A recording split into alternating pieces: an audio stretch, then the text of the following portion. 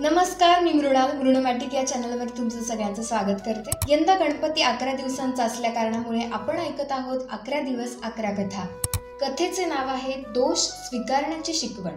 गणेशाला जेव्हा हत्तीचं शीर जोडण्यात आलं तेव्हा इतर देव हसू लागले।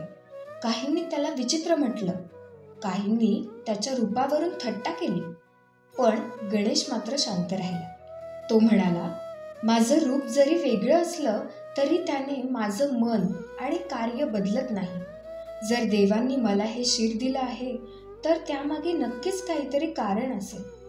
माझं कार्य मोठं असेल, माझं उद्दिष्ट श्रेष्ठ असेल। काळ जसा पुढे सरकला लोकांना जाणवलं की गणेशाचं वेगळेपणच त्याची ओळख आहे। हत्तीचं डोकं म्हणजे बुद्धी, शक्ती आणि संयम याचं प्रतीक। त्यामुळेच गणेश विघ्नहर्ता म्हणून सर्वांच्या मनात स्थान मिळवतो। आज लाखो भक्त त्याच्या पुढे नतमस्तक होतात। त्याचं रूप हास्यास्पद नाही, प्रेरणादायी झालं आहे।